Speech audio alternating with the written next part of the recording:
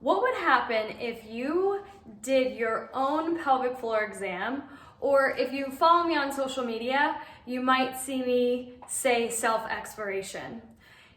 No, I'm not asking you what would happen if you masturbated. Those are two different things. You can include masturbation with self-exploration or self-pelvic floor exam, but that's not part of it formally. So what would happen? Would you find out something that you were afraid to find out? Would you learn about an area that you really didn't have any clue what it was all about? Would you lose your finger? Would you burn in hell? I'm sure we all have different thoughts and beliefs as to why or why not we haven't done that. I mean, a lot of people just didn't even know that was a thing beyond like what you could do down there besides masturbation and anything around intimacy or anything around toileting, pooping and peeing. My name is Dr. Jocelyn Conley. I'm a pelvic floor physical therapist, founder of the Vagina Doc, and I am on a mission on educating over 1 million women about their pelvic floor and trying to get them to take control of their pelvic health before they ever become pregnant. And in this video, I want to talk to you guys about why I have my clients and patients participate in their own self-exploration, or I have them do their own pelvic floor exam. Someone asked me why I did this morning. I figured I might as well come and do a video on this because it comes up over and over again. Number one, I believe that every woman and man, doesn't matter, and anywhere in between, should know about their own body. I mean, we could see areas of our body, we could see our arms, we can see our legs, we could see our body parts that are external, and we know about them. But just because we can't see something doesn't mean we shouldn't know about it and really know about it beyond what we read about or what people tell us. Why is that so important? Well, whether we admit it or not, we tend to fear or stay away from things that we don't understand. Yes, there are some of us that we don't understand something, but we're curious and we ask questions and we seek to understand that which we don't understand. So because we can't see this area and because we are not taught about it, it's scary. It's like this black box. And so the whole point of being able to know your own body is to be able to communicate about it.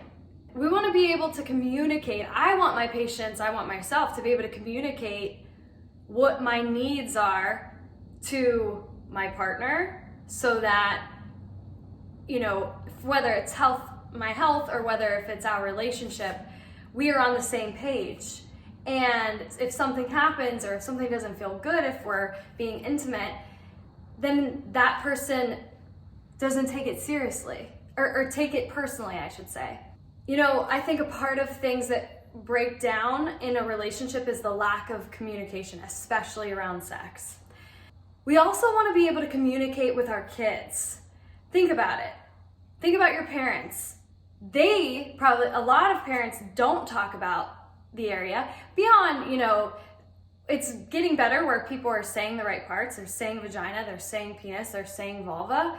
But even, what about further than that? It's really hard to have a conversation about an area that you don't understand.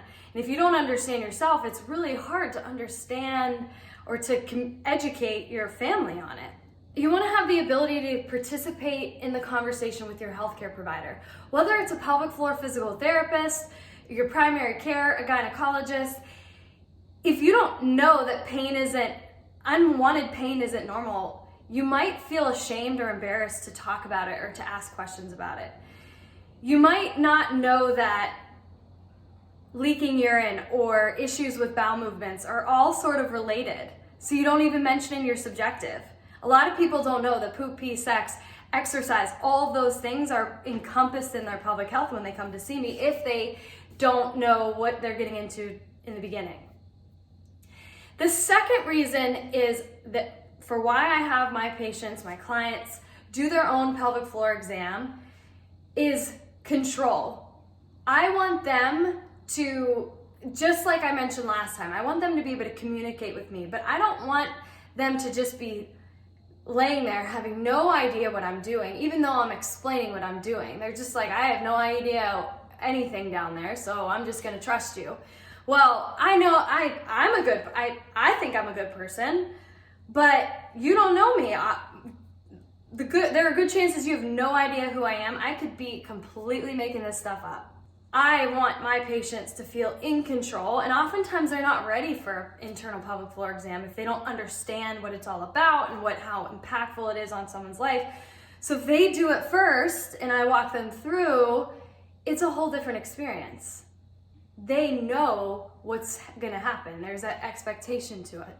The next reason is because we don't see this area, what our brain perceives to this area down below within our pelvis, pelvic floor, vagina, vulva, because we don't readily see that. Our brain depends on inputs to formulate its map in the brain. And if all that you know, all the inputs that you experience is just negative, like pain or leaking urine, or just shame, embarrassment, or hearing like it's a sin to X, Y, and Z, anything, that is what your brain is basing its map on. So why I have people do their own pelvic floor exam is to rewrite their own narrative. You don't have to rely on the external information that you're receiving from the internet, from your friends, from your parents, even what your body might be telling your brain, because it might be inaccurate. You, by doing your own pelvic floor exam, you can get new touch stimulus. Touch stimulus can be light, pressure, deep pressure vibration. You can see it if you bring a mirror down there. You can re-change what you're saying, like your verbiage is different, your story is different. You can say, oh no, I do have control. I know that's there, and it's not gonna hurt me, I'm not gonna hurt it. We are one, that kind of deal. If all you know is pain, it's really hard, and you don't know that area, it's really hard to change the narrative.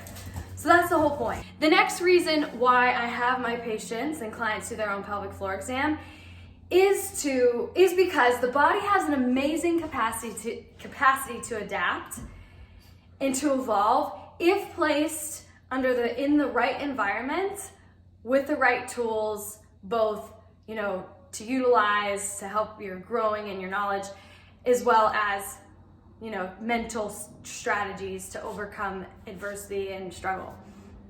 It does. I've seen it, guys. Some of you may have had devastating injuries. You may have a really bad tear during a vaginal delivery. You may have had that. You may have had a C-section. You may have had anything. And if you are just stuck and you're not actively trying to put your body in the right environment and introduce new stimulus, introduce new experiences, you're gonna stay the same. In fact, you might go backwards. But if you're actively learning and contributing to your growth, it's unbelievable what can happen. I've seen it. So this pelvic floor exam is just the beginning of you just being like, oh, I didn't even know this was there, besides it being this stretched out thing that is associated with childbirth.